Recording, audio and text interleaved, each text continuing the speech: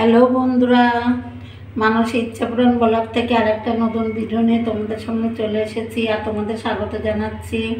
এই দেখো বন্ধুরা, এই মাছটা আমার ছেলে মেয়ে, আমার হাজব্যান্ড আর আমি এত ভালোবাসি যে এই ঝিলিক মাছটা বারবারই কিনে আনে আর বিভিন্ন রকমভাবে আমরা রান্না করে খেয়ে থাকি। আজকে আমি এটা একটা সামুদ্রিক মাছের স্বাদই আলাদা, একটা অন্যরকম স্বাদ।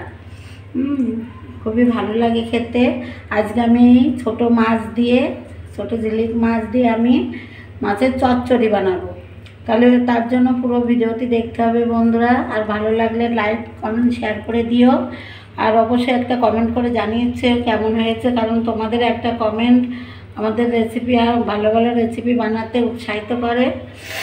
ঠিক আছে বন্ধুরা, তাহলে পুরো ভিডিওটি দেখো আমি কেমন করে সামুদ্রিক ছোট মাছের চচ্চড়ি বানাচ্ছি। কড়া বসিয়ে দিয়েছি, সাদা তেল দিয়ে দিয়েছি। এবার আমি মাছটাকে ভেজে নেব।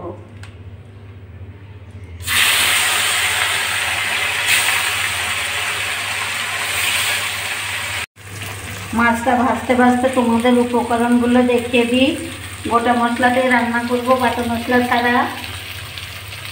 এই যে আমি এর ভিতর কোনো আজকে বেগুন দেবো না, আলু ছোটো ছোটো করে এই যে কুচি করে কেটে নিয়ে কেটে ধুয়ে নিয়েছি, পেঁয়াজ কুচি করেছি আর গোটা মানে এই যে রসুনের কোয়া ছাড়িয়ে নিয়েছি।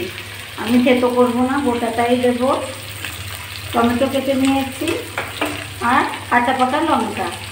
এই সমস্ত উপকরণ দিয়ে আমি সামুদ্রিক মাছের চচ্চড়ি বানাচ্ছি। তাহলে তার জন্য বন্ধুরা তোমরা পুরো ভিডিওটি না টেনে দেখতে থাকো। আশা করছি তোমাদের কাছে খুবই ভালো লাগবে। যে এক সাইড হয়ে গেছে, আমি আর একবার তুলতে দিচ্ছি। যে বন্ধুরা, আমার এক খোলা ভাজা হয়ে গেছে মাছ। আমি এখন একটা প্লেটে তুলে নিচ্ছি তেল ঝরিয়ে। দিয়ে দিচ্ছি। মাছ ভাজার কি সুন্দর একটা গন্ধ বেরিয়েছে বন্ধুরা। সামুদ্রিক মাছ তো একটা ঘ্রাণই আলাদা। আমি সমস্ত এই যে মাছগুলো একই রকম করে ভেজে তুলে নিয়ে আবার তোমাদের সঙ্গে ফিরে আসছি। বন্ধুরা, এই যে মাছগুলো ভেজে নিয়েছি। এই যে এখন আমি মাছটা চচ্চড়ি বানাবো। তার জন্য এই যে তেজপাতা ফোড়ন দিচ্ছি আর দিয়ে দিচ্ছি হাফ চামচ কালো জিরে।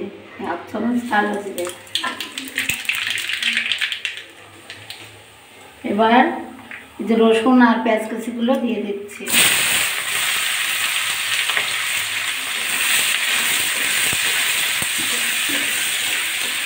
পেঁয়াজ কুচিগুলো নাড়াচাড়া দিয়ে নিয়ে এই যে কুচি করে রাখা আলু দিয়ে দিচ্ছি। ধুয়ে নিয়েছি, পরিষ্কার করে দিয়ে দিলাম।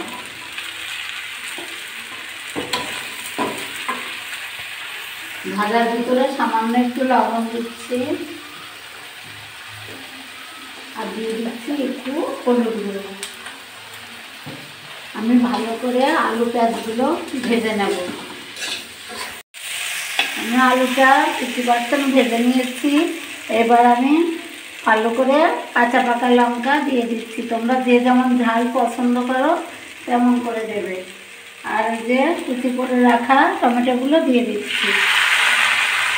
আর আমি এর ভিতরে স্বাদ মতো লবণ দিয়ে দিচ্ছি। এই স্বাদ মতো লবণ দিয়ে দিলাম আর দিচ্ছি হলুদ।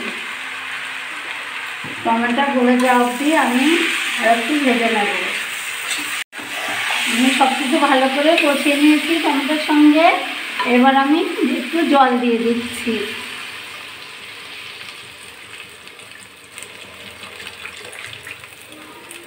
যেহেতু আমি চচ্চড়ি বানাবো সামুদ্রিক মাছের চচ্চড়ি, আমি গ্যাসটা লো টু মিডিয়াম আছে রেখে 5-7 মিনিট চাপা দিয়ে রেখে দিচ্ছি। তারপরে আবার মাছগুলো দিয়ে দেবো জলটা ফুটে গেলে।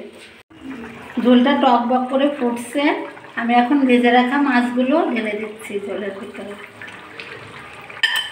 মাছটা দিয়েও আমি আরও 5-7 মিনিট ফুটিয়ে নেব। বন্ধুরা, এই যে ঝিলিক মাছের চচ্চড়ি রান্না করে একদম কমপ্লিট হয়ে গেছে। চুলাটা বন্ধ করে দিচ্ছি। আর আমি একটা হাতা দিয়ে একটা প্লেটে তুলে নিচ্ছি।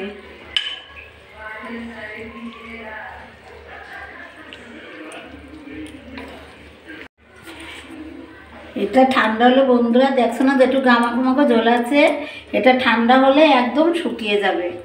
হ্যাঁ, তখন আর এই ঝোলটা থাকবে না। তো বন্ধুরা এই যে আমি সামুদ্রিক ঝিলিক মাছের চচ্চড়ি, দেখো কি সুন্দর হয়েছে রান্নাটা, আর কালারটা শুধু একবার দেখো। আমি তো বাটা মশলা ছাড়াই রান্না করলাম, তোমরা তো দেখতে পেলে। শুধু বাটা মশলা দিলেই সুন্দর রান্না হয় না, গোটা মশলাতেও সুন্দর রান্না করা যায়। তোমরা বাড়িতে একবার এমন করে রান্না করে খাবে, আর খেয়ে আমাকে কমেন্ট করে জানাবে, ঠিক আছে বন্ধুরা?